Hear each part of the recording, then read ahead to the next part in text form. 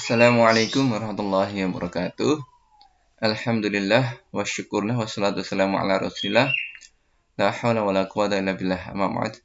Baik anak-anak semua rahimakumullah, alhamdulillah di pagi hari ini Allah memberikan pada kita nikmat iman, nikmat Islam, dan semoga Allah mengistimewakan kita dalam keimanan, dalam keislaman hingga akhir hayat kita. Salawat dan salam semoga senantiasa tercurahkan kepada Nabi Allah Muhammad SAW dan semua tercurah pula kepada keluarganya, para sahabat, para tabi'in, tabi'in, dan orang-orang yang senantiasa istiqomah dengan Islam. Semoga kita semua termasuk orang-orang istiqomah hingga nyawa kita dicabut dari jasad kita.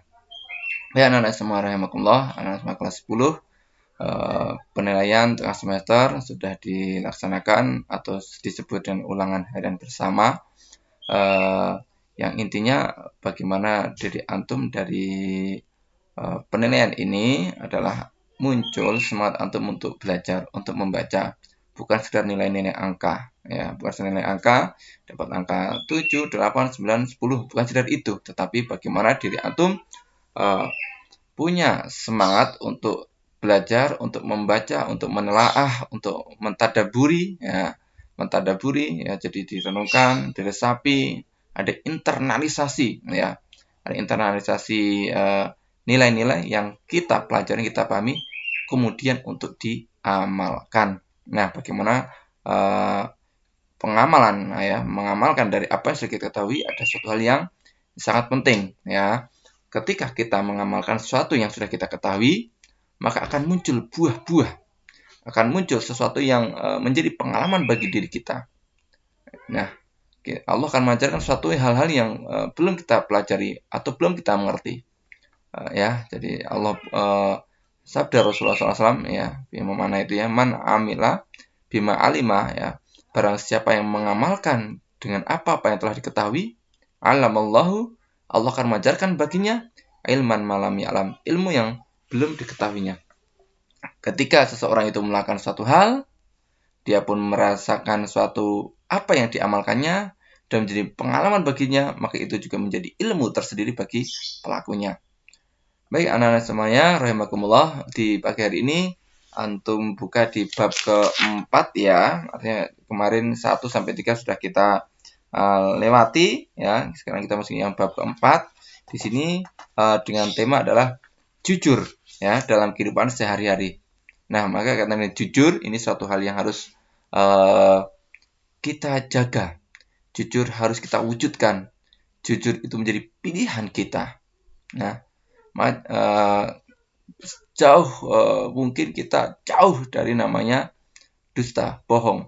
Tetapi bagaimana kita benar-benar memperjuangkan kejujuran itu dalam perilaku, dalam kehidupan kita sehari-hari. Nah, baik anak-anak rahimakumullah, antum bisa buka di halaman 54, ya.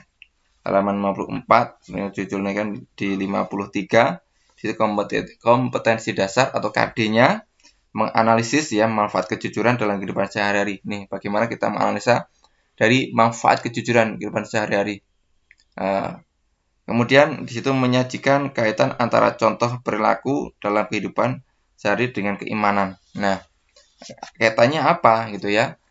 Jujur dalam kehidupan sehari dengan keimanan.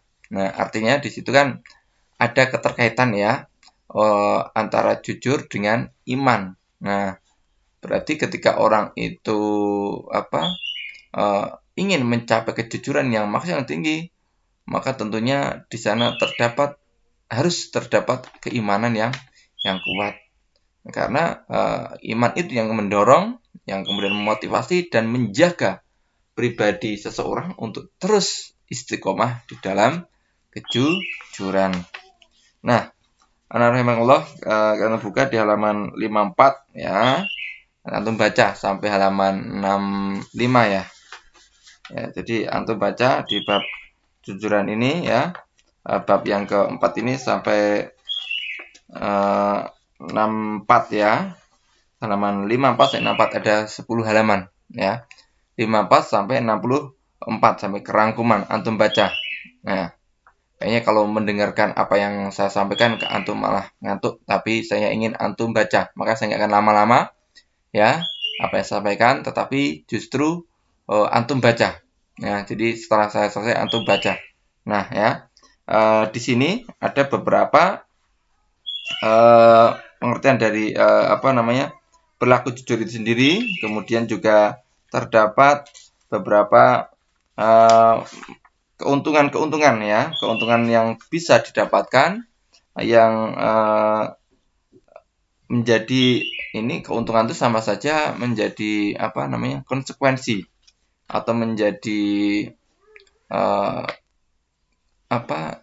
hasil ya. Keuntungan kan hasil yang ia peroleh dari perilaku jujur itu. Nah, sekelumit saja ya, saya sampaikan ini dalam surat Al-Ahzab ayat 24 gitu ya.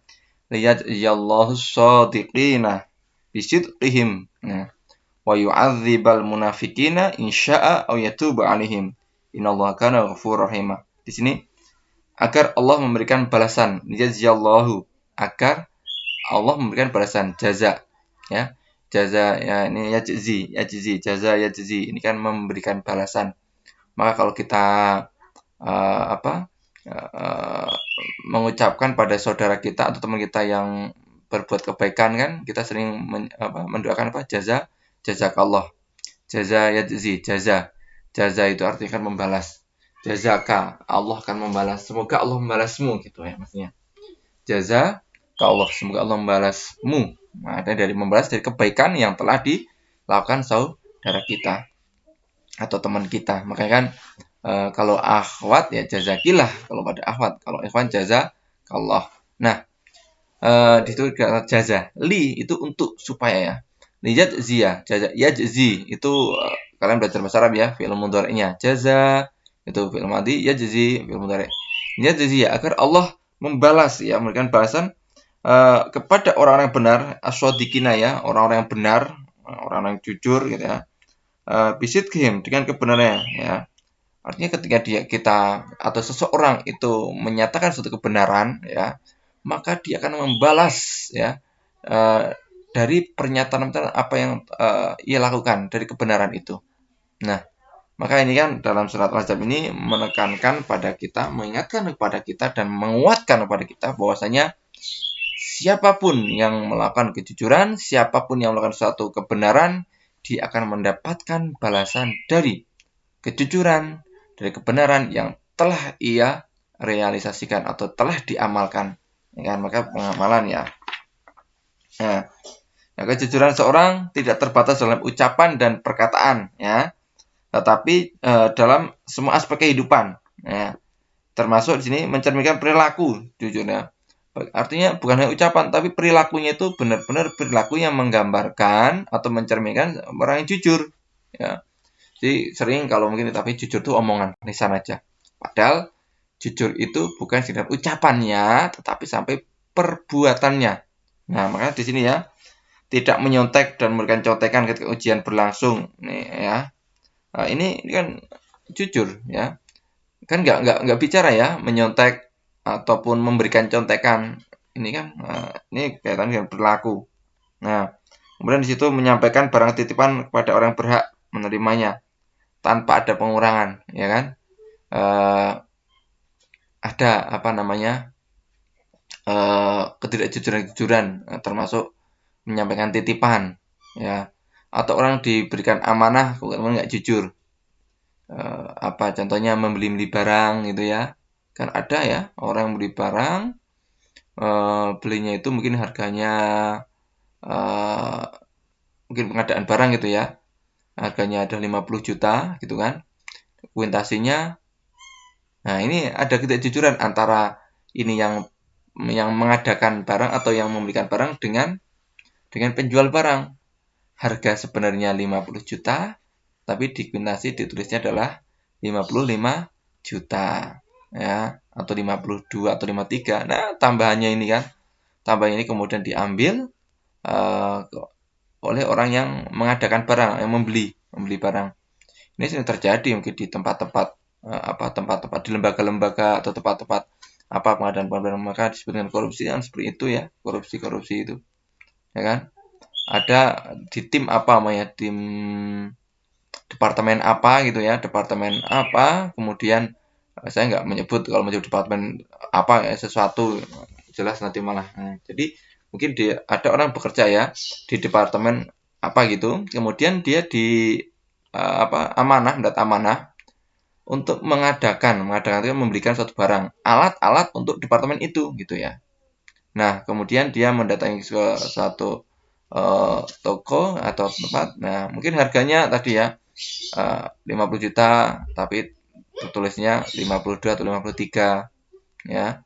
Yang mengadakan barang senang dia dapat keuntungan. Itu kalau nilainya 50-an juta. Kalau yang nilainya udah ratusan juta, atau nanti antum ya masuk di kelembagaan yang departemen negara yang sifatnya itu besar, yang kemudian pengadaan barangnya itu nilainya sampai miliaran ya kan. Nah, ini kan suatu hal yang harus benar-benar kemudian ada kejujuran gitu ya, kejujuran. Memang kalau kemudian kaya yang tidak barokah ya seperti itu, langsung kemudian korupsi seperti itu ya, melebihkan ya, harga dari sebenarnya gitu dalam laporannya. Nah, kemudian ya membuat dan menyampaikan laporan pertanggungjawaban. Nah, ini kan menyampaikan laporan pertanggungjawaban ini. Ya. Berani berkata apa adanya, tidak malu bersikap sederhana, bersikap fair play. Ini ya. Ini satu sikap-sikap. Artinya di sini kan kejujuran ya bukan terbatas pada ucapan yang dikatakan, tetapi juga kejujuran itu adalah suatu hal yang kemudian diwujudkan dalam perilaku ya. Jadi perilaku kita adalah perilaku yang mencerminkan sebagai orang yang jujur. Nah, perintah Allah SWT dalam surah Maidah ayat 8 ya. Ya alladzina amanu kunu qawwamina bil qist lillahi bil qist ya syuhada. Ya alladzina amanu kunu qawwamina lillahi syuhada bil qist. Ini ya. Ini kan yang artinya hai orang-orang beriman, janganlah engkau sebagai penegak keadilan karena Allah ya. Jadilah engkau sebagai penegak keadilan karena Allah ya. Ini berlaku adilnya artinya kan bagaimana menerapkan kejujuran, karena adil itu menempatkan sesuatu pada tempatnya. Nah, kemudian juga ya alladzina amanu kunu ya alladzina taqullaha wa kunu ma'as-shadiqin ya. Surat At-Taubah 119 ini. Ya alladzina amanu taqullaha, wa orang beriman takwalah kepada Allah, wa kunu ma'as-shadiqin, dan jadilah kalian bersama orang-orang yang benar. Shadiq orang benar, orang yang jujur tadi, orang yang menyatakan atau menyampaikan atau mengatakan sesuatu yang sebenarnya, itu yang benar, yang jujur. Nah, kemudian di situ juga dalam hadis ya, yang mana dari hadis tersebut disebutkan ya, inna sidqa yahdi ilal birri, yang isinya itu matannya atau isinya inna sidqa yahdi ilal birri wa innal birra yahdi ilal jannah ya. Inna sidqa yahdi ilal birri, di sini isunya namanya kebajikan gitu kan, atau kejujuran. Inna sidqa kejujuran, artinya kejujuran itu yahdi ilal birri, mengantarkan atau menunjukkan, membimbing pada kebaikan ya. Orang yang jujur itu akan terbimbing pada kebaikan. Wa innal birra, dan kebaikan yahdi ilal jannah, membimbingnya untuk menuju pada surga. Nah, ini kan wa innar rajula la yasduqu hatta yakuna siddiqan ya. Sesungguhnya jika seorang itu senantiasa berlaku jujur sehingga ia dicatat sebagai orang yang jujur. Jadi orang yang terbiasa jujur, Allah akan mencatatkan pada orang tersebut sebagai orang yang jujur. Maka kalau kita memang ingin dicatat Allah sebagai orang yang jujur, maka kita berusaha mewujudkan, merealisasikan kejujuran dalam kehidupan kita sehari-hari. Di antara perilaku di sini senantiasa berbuat baik pada orang lain, tidak berbuat jahat, senantiasa mengerjakan 4 hal: amanah, jujur, mulia, menjaga kesucian diri. Kemudian di sini kebaikan ketika manusia jujur dapat meningkatkan kualitas takwa, terciptanya suasana yang kondusif, dan memperoleh ketentraman dan kemakmuran.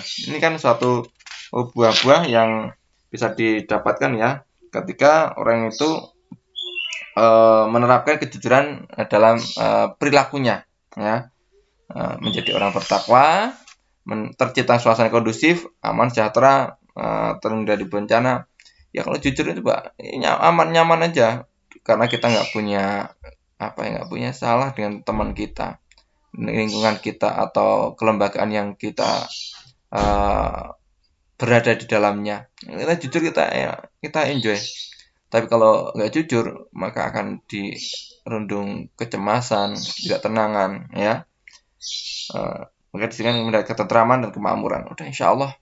Maka di situ dampak positif, dampak yang kemudian ada keuntungan dari jujur. Nah, keuntungannya mendapat kepercayaan pada orang lain, yang mendapat ketenangan batin, meningkatkan harkat dan martabat si manusia. Jadi, banyak orang ingin mendapatkan harkat martabat, ingin dihargai, tapi kejujurannya nol. Ya udah, ya kan? Maka disitulah jadi kita jangan sampai kemudian kita ingin penghargaan, tapi justru kita merendahkan diri kita dengan perilaku kita, ya. Maka jangan sampai ini terjadi ya. Kemudian mendapatkan banyak teman. Dalam berteman partner pun tetap lebih senang berpartner dengan orang-orang yang jujur ya. Kemudian mendapat ridha Allah ya. Ini ridha Allah menjadi hal yang sangat ingin kita capai. Kalau dapat ridha Allah udah deh ya. Terus mendapatkan kebaikan yang bisa menunjukkan pada surga ya. Tadi ya wainal birrah ilal jannah, kebaikan yang menunjukkan pada surga. Kemudian mendapatkan keberkahan hidup. Nih, keberkahan hidup. Nah, semoga di sini kan kita bisa meneladani Rasulullah saat ini di bulan Rabiul Awal nih ya. Bulan Rabiul Awal ini bulan di mana Rasulullah SAW lahir, dan insya Allah nanti kan tanggal 12 Rabiul Awal nanti tepat hari Kamis besok ya, hari Kamis, maka hari Kamis besok tanggal merah, yang mana di situ adalah hari lahirnya Rasulullah SAW.